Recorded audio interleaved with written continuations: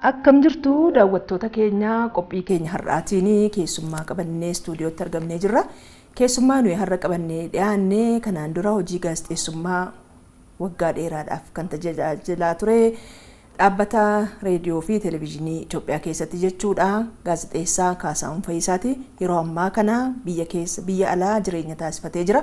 Hojii gaazexeessummaa kanarratti garuu muuxannoo hedduu qaba. Nutis egaa yeroo ammaa kana biyya keenya keessatti baatii tokkoo fi guyyaa muraasaan booda filannoo biyya keenyatti ni gaggeeffama. Filannoo gaggeeffamu ilaalchisee hojii gaazexeessummaa fi filannoo haala kamiin keessummaa'uu qaba yaada ijoo jedhu irratti isa faana turmaata taasisuudhaaf qabannee dhiyaanneerra. Nu faana turaatii nu hordofaa. Gaazexeessaa duraanii Kaasaahun Fayyisaa stuudiyoo keenyatti waamicha keenya kabajjee baga nagaadhaan nu dhufte siin jenna. Anis na affeeruu keessaniif hedduu sin galateeffadha baga nagaadhaan wal argine. Galatoomii gaazexeessaa fi gaazexeessaan gaafa walitti taasisuu egaa rakkoon qabu akkuma maatii taasa'a. Sanaa fi hojii gaazexeessummaa reediyoo fi televezyiinii Itoophiyaa keessa waggaa dheeraadhaaf tajaajilaa turtee jirta. Amma immoo haalli jireenyaa biyyaa si baaseera. Mee hojii gaazexeessummaa fi filannoo ilaalchisee bal'inaan mari'anna. Jalqabamee maaliif hojii gaazexeessummaa jaallattu akka jaallattu nan beeka jaallattu dhiiste biyyaa ba'uu dandeesse. Sanarratti waa xiqqoo daawwattoota keenyaaf ibsita. Gaariidha. Ani guddinni koo raadiyoon Itoophiyaa qophii afaan Oromoo keessattidha. Atis beektaa. Bara sana nuti kan hojjechaa turre akka ijoollummaa keenyatti qophii ijoollee irraa qabneetu kan hojjechaa turre. Qophiin ijoollee yeroo sana raadiyoon Itoophiyaa qophii afaan Oromoo irraan qofaati ka darbaa ture. Maaliif yeroo sana miidiyaan akka ammaa kana bal'inaan hin jiru biyya kana keessatti. Kan ture qophii afaan Oromoo raadiyoo Itoophiyaa qophii afaan Oromoo irratti kan darbu sa'aatii tokkitti qofaadha kan ture. Faanaanis immoo isa booddeedha kan dhufe at least sarrattis immoo hirmaannaa gochuudhaaf yaalaa turre maaliif isas immoo wal duukaa qabne guddisuudhaaf. Haa ta'u iyyuu malee nuti qophii ijoollee keessatti yeroo guddanne sanatti sagantaan afaan Oromoo akka babal'atuuf sagantaaleen adda addaa akka dabalatamuuf humna jabeeffachaa humnas godhachaati kan ittiin guddachaa baaneefu garuu maaliif jaallatte akkamittiin baatisirutti immoo yennaa deebi'u ijoollummaa kootii qabee barreessuu fi waa tokko tokko seenaa fa'aa dubbisuu barreessee immoo dubbisuu nan jaalladhaaf ture. Inni sun na keessatti guddateefu lammata immoo afaan kana bal'isee gara uummataattis anis ittiin guddadhee afaan kanas immoo guddisuudhaaf fedhan qaba tureefu kanadha. Garuu tu hojjechaa jirrutti egaa maa'inni akka gaazexeenyaa guututti hojjechaa turre oduu ni dubbisna sagantaa ispoortiitti mataadhaanis qabadhee nan hojjedha ture qophii bashannanaas simbirtuu bariifaa qophii gaaddisaa raadiyoon Itoophiyaatti kan darbaa ture qophii dargaggootaa isa fa'aatu hojjechaa jirrutti egaa hundumtuu egaa akka nuti yaadne ittiin ta'uufu hojii keenya irratti immoo dhiibbaan adda addaas hin jira ture. Dhiibbaan yeroo sana ture akka laayyootti amma teenya akka haasofnu kanatti miti. Sunis egaa xinnoo ishee nu miidheeras jechuuf dandeenya. Sababa kanaan egaa nutis yaada keenya jijjiirree biyyaa baanee gara Noorz Ameerikaatti deemuudhaaf yaadne jechuudha. Galatoomii Kaasaahun egaa biyya keenya keessatti qabxii ijoo irratti haasa'uudhaaf deemnutti immoo deebi'utti. Baatii tokkoo fi guyyaa muraasaan booda filannoon ni gaggeeffama. Filannoon guutuu biyyaa nuti gaazexeessonnoon immoo hojii filannoo kan akkatti hojjennutu jira. Seerri nu qajeelchu jira. Mee gaazexeessummaa fi filannoo gaazexeessaan tokko hojii filannoo haala kamiin hojjechuu qaba kanarratti muuxannoo qabdurraas akkasumas immoo biyya alaas jiraachaa jirtas achi hedduus jiraatteetta waan ta'eef akkamiin gabaasuu qaba gaazexeessaaf filannoo akkamiin keessaayyuu. Yaada bareedaadha kana duratti haasa'uu kootiin duratti anumtuu gara duubatti deebi'ee yaaduun irra jira. Maaliif filannoon yeroo jalqaba barkuma 987 natti fakkaata. Yeroo jalqabaaf filannoon gaafa taasifamu akka gaazexeessaa tokkotti an kan ramadamee gaazexeessitoonni hundumti keenya iyyuu kallattii adda addaatiin guutuu Oromiyaa irratti ramadamnee turre. Anaan kan nagahee kara bahaa shawaa kana dugdaa booraa zuwaayifaa kara shaashamanneefaa ajjee lafa jedhamu nan yaadadha. Maaliif hojii koo gaazexeessummaadhaan filannoo irratti yeroo ramadamu yeroo jalqabaaf wanna ta'eef kana yeroo sana gamaa inni gara hojii keenya irratti tuun bobba'in duratti orienteeshiniin adda addaa nuu kennamaa ture. Filannoon yeroo sanaaf immoo jalqabas ture. Akkamittiin ummataaf mootummaa filannoo akkamittiin wal simsiisna isa jedhu. Haalli gabaasni filannoodhaaf immoo godhamu kun adda ta'uus qaba. Maaliif dhugaa irratti kan hundaa'edha wanti hundumtu jechuudha. Yeroo sana gara Shaashamanneef Zuwaayitti adeemu sanatti akkatti ummanni filannoo sana gaggeessu sanduuqni korojoon ummanni immoo tasgabbaa'ee hiriira qabatee haalli itti adeemsifamaa jiru abbaa barbaade haalli itti filataa jiru sanas ilaaluudhaan ummata gidduu dhaabadhee sana ilaaleen turennaa sanatti jechuudha. Dhugaatti immoo maayinni ummatni yeroo sana yeroo jalqabaaf filannoo wanna ta'eef dammaqiinsaan bahee haalli anaaf ta'a jedhee mallattoosa sana baree haalatti filatuu danda'u sana ilaaluun koo anaaf mataan koo yennaa sana aadaa haaraadha anaaf yennaa sanatti. Egaa sanarraan muuxannoo yookaan immoo yeroo jalqabaaf wannan argee fi gara isa ammaatti immoo deebi'uudhaaf yennaa yaadu. Haala amma jirru kanaan filannoon barbaachisaadha.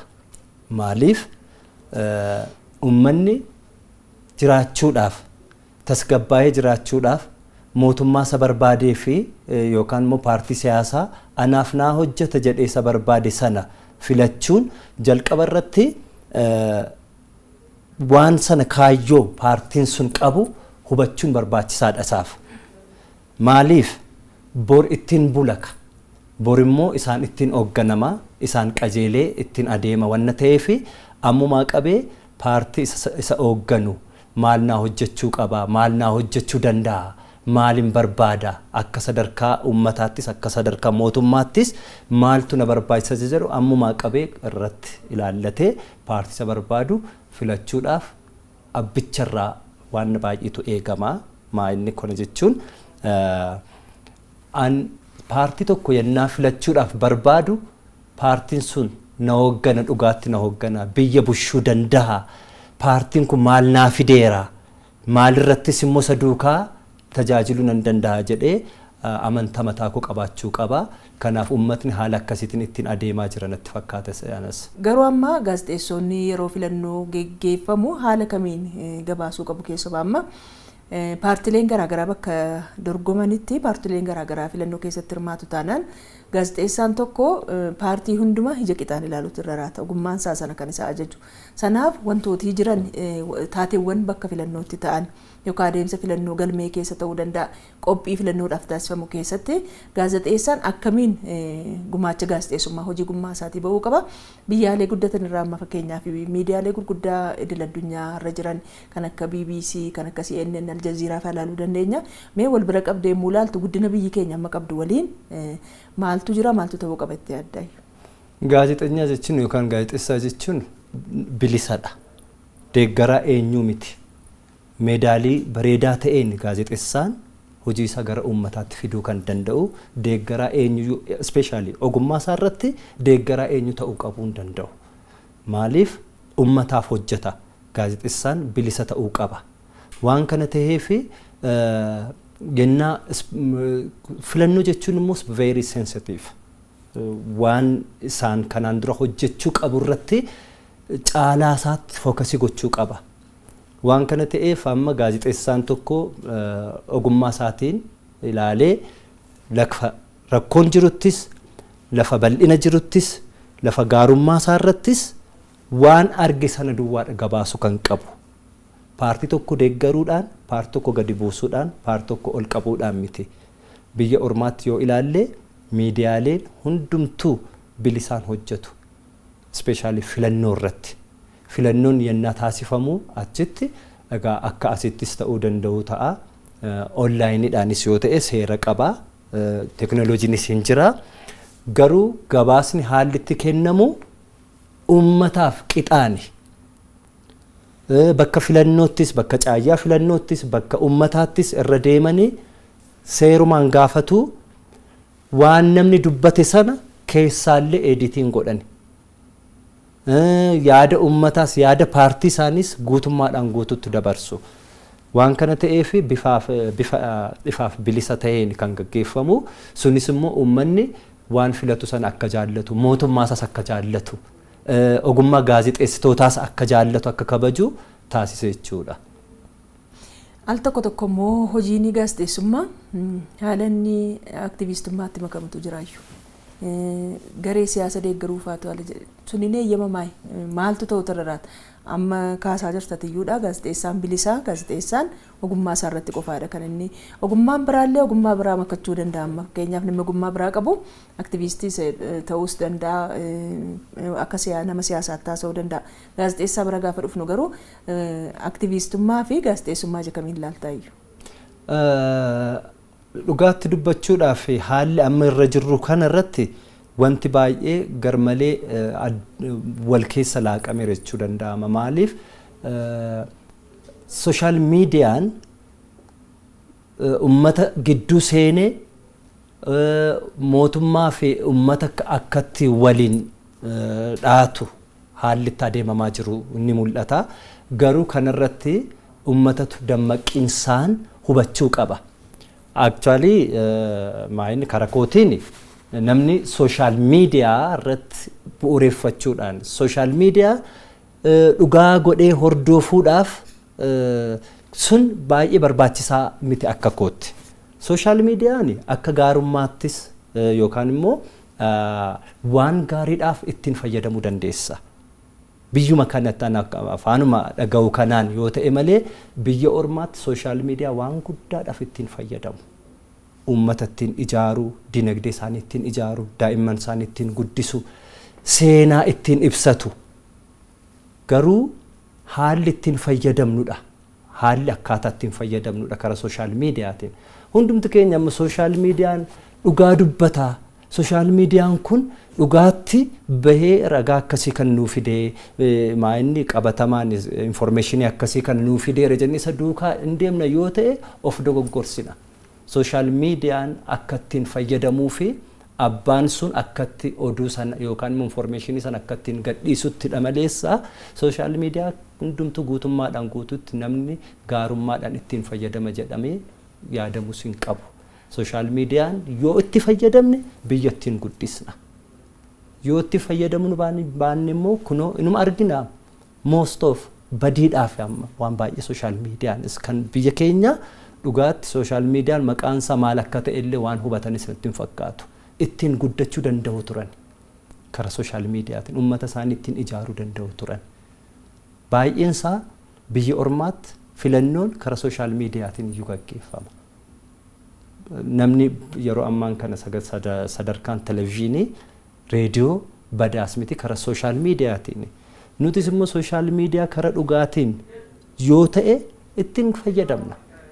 Sanarratti garaagarummaan keenya akka biyya keenyaatti yoo ta'e sooshaal miidiyaan badaas miti namnis immoo duukaa dhugaadha jedhee hordofuu hin qabu. Maaliif sammuu isaatiif maaliif rakkoo kenna kun barbaachisaa miti jechuudha. Egaa gaazexeessaa Kaasahuun Fayyisaati biyya keessaa hojii gaazexeessummaadhaan umurii dheeraa hojjettee amma ta'e dheeraa giddu galeessaa jechuu dandeenya. Biyya alaas immoo akkasuma ammuma hojii asii hojjette sana hojjette jiraattee jirta. Haala waliigalaatiin guddina biyya keenya yeroo ammaa kana keessa jiru akkamiin ilaalta? Guddina biyyaa gaafa jiru maaliin wal qabsiisuu hin barbaade? Keessumaa adeemsa filannoo amma jiru keessa kaadhimamtoota paartii dhiyeeffachaa jiru, paartileen siyaasaa dhiyeeffachaa jiranii akkaataa galmee akkaataa caaseffama boordii filannoo biyyaalessaa Itoophiyaa fi kanneen ilaalchise biyya keenya kan akkamiin ibsitaa iyyuu ati mee yaada kee hubachuu barbaada? Haala amma jiru kanaan dhugaatti anamma darbee nan hordofa miidiyaas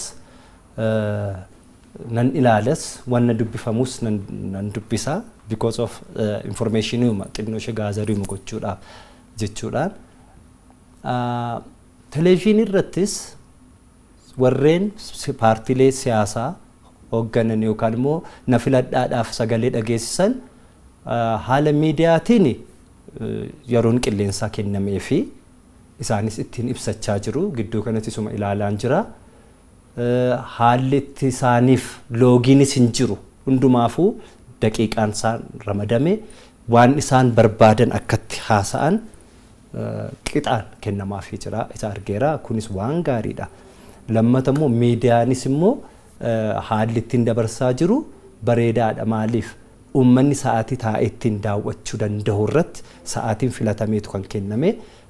Guddaanis xinnaanis sa'aatii sanatti taa'ee ilaaluu danda'a. Kara boordii filannootiinis immoo informationiin yookaan ragaan inni kennaa jiru sunis bareedaadha.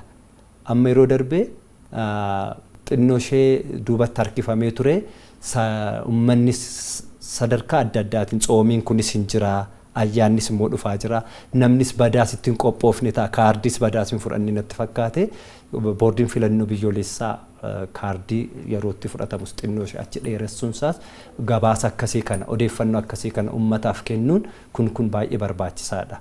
Walumaa galatti amma paartiileen siyaasaa caayyaa televezyiinii adda addaatiin uummataaf haalli itti ibsachaa jiran baay'ee bareedaadha. An bara Itoophiyaa reediyoo fi televezyiiniitti hojjechaa ture kana haalli akkas foormaatiin akkasii kun hin turre. Abbaan barbaade sa'aatii barbaade haasa'aa ta'a. Abbaan barbaade sa'aatii televezyiinii uummataaf sa'aatiin mijattuneef akka kanatti dhiyaachaa ture fa'a. Inni ammaa kun akkas miti. Uummanni sa'aatii mana taa'etti argutti kan ilaalaa ture kan caayyaa hundumaa irratti jechuudha.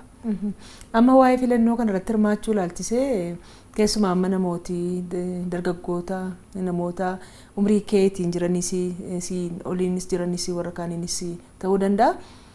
Filannaa kaardii fudhatanii sagalee ofii laachuu jechuun haal takka takka amma haala laafuutu mul'ata kaardii fudhachuu irratti.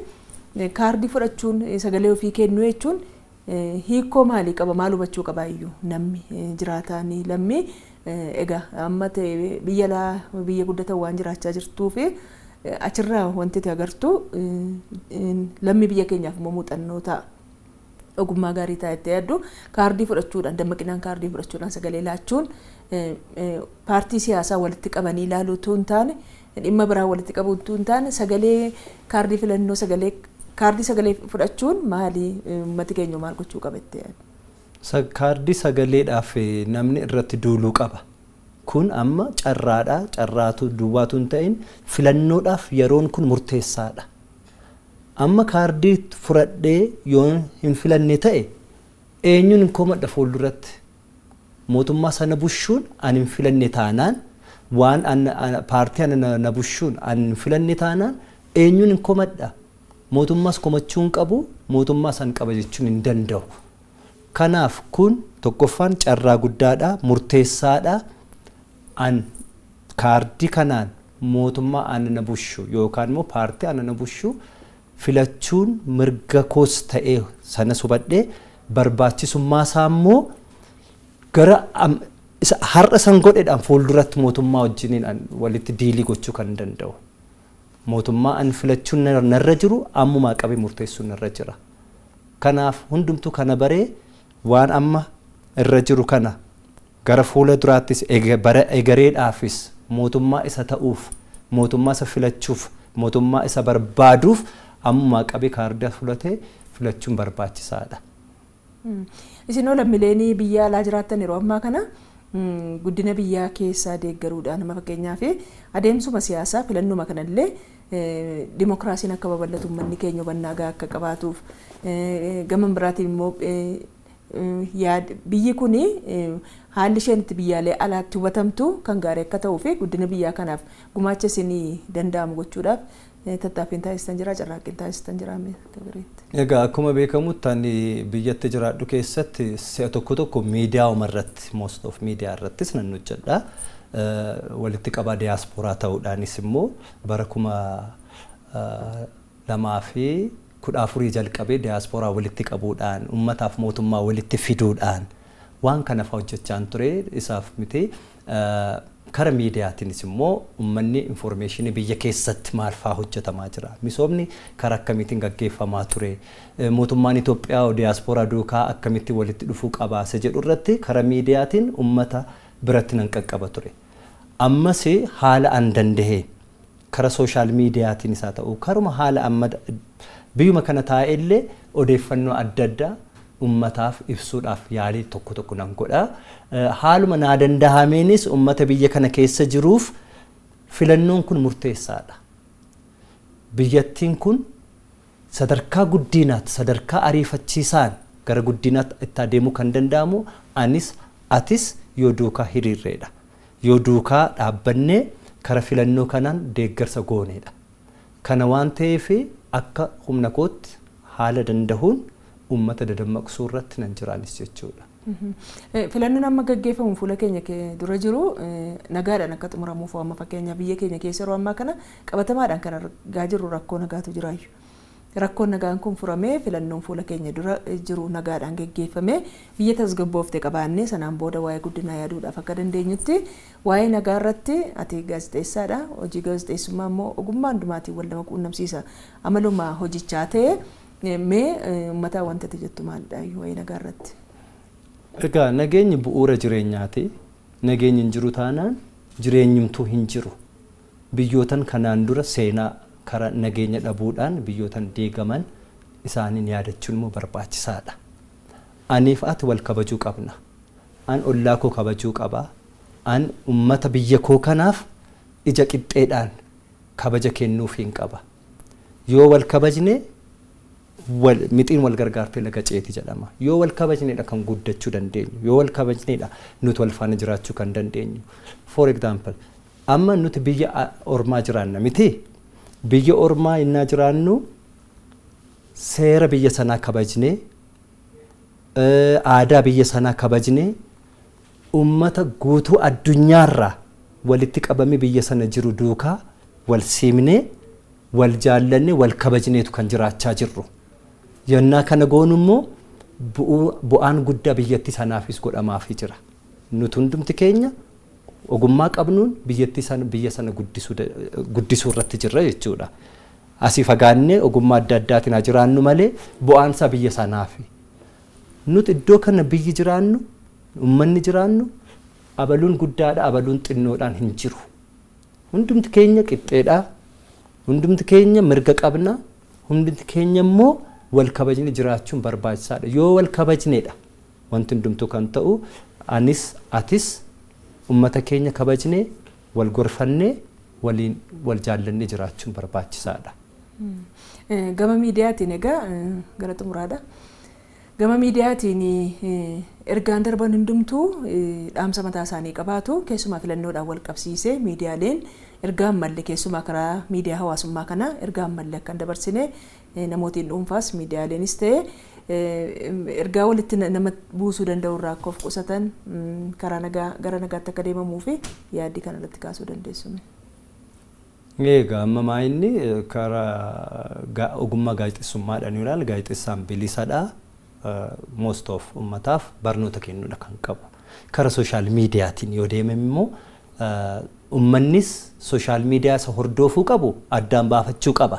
Abbaan barbaade gola keessa taa'ee qaawwaa tokko jala taa'ee faa ergaa inni kaayyoo qabuuf dabarsuu danda'a ta'a. Sun hundumtuu dhugaadha jedhamee fudhatamuun barbaachisaa miti. Garuu kara kanaan namoonni kara kanaan ogummaa kanaan bobba'anis haa ta'u ogummaa kanarra jiran ummataaf waan ta'uu qabudha. Biyyi kan hunduma keenyaati. Gaaddis tokko jala jirra. Kanaaf biyyattii kana kara sadarkaa bareedaatti ceesisuudhaaf hunduma keenyarraa sammuu keenya keessaa dhugaa jiruun jaalala jiruun baasnee ummata keenya kana tokko gochuuf ummata kana gorsuudhaaf ummata kana immoo jaalalaan wal qabsiisuuf itti hojjetame bu'aansaa bareedaadha. Gaarii dhagaa gaazexeessaa Kaasaawwan Fayyisaa gaaffii nuunsi kaasneef istuudiyoo keenyatti argamtee filannoodhaa fi gaazexeessummaa ilaalchisee ergaa miidiyaaleef darbuu danda'u yookaan immoo ogeessota miidiyaadhaaf darbuu danda'u gaaffilee nuun kaasneef deebii nuu laatteef maqaa daawwattoota keenyaatiin hedduu galatoomi siin jenna. Anis hedduu isin galateeffadha istuudiyoo keessan itti naaf affeeruu keessaniif. Egaa daawwattoota keenya kabajamoo gaazexeessummaatii fi filannoo ilaalchisee wayita filannoon geggeeffamutti hojiin gaazexeessummaa maal ta'uu qaba gaazexeessonni haala kamiin hojjechuu qabu yaada ijoo jedhu irratti turmaanni nuyi gaazexeessaa buleeyyii kanaan dura dhaabbata reediyoo fi televezyiinii Itoophiyaa keessatti hojii gaazexeessummaa waggaa dheeraadhaaf kan qabu ammoo jireenya isaa biyya Kaanadaa taasifatee achi jiraachaa jiru gaazexeessaa Kaasaawwan Fayyisaa waliin turmaatti taasisnee isinii dhiyeessinee kanumaan xumuramee jira nagaadhaan nu tura.